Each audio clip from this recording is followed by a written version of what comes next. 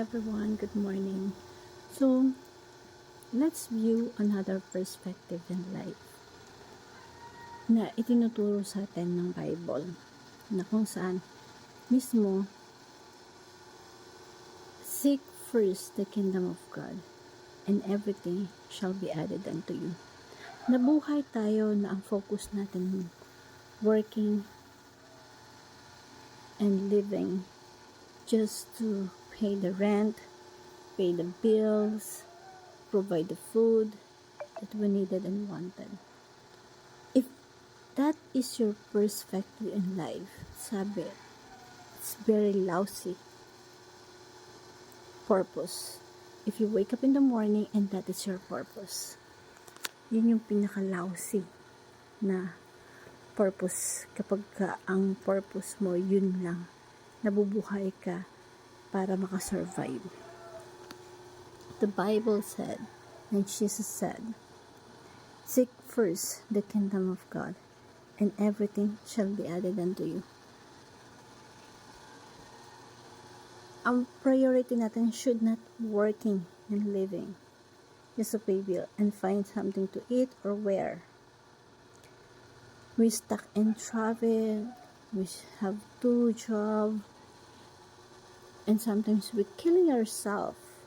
Hard work too much just to buy the food, the clothes that we needed. Jesus has another perspective. Don't talk to me about these bills, about this payment, about these things that you needed. Do not think about these things. Don't talk about these things. He says,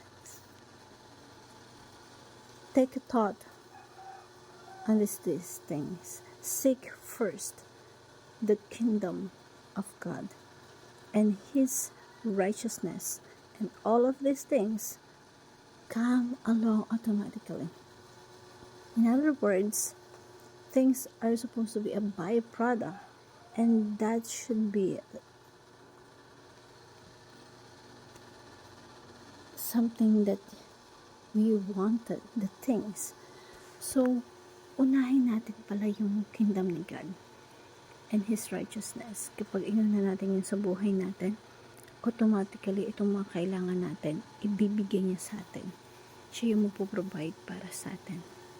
The provisions of God, we have to trust the provisions of God in our life.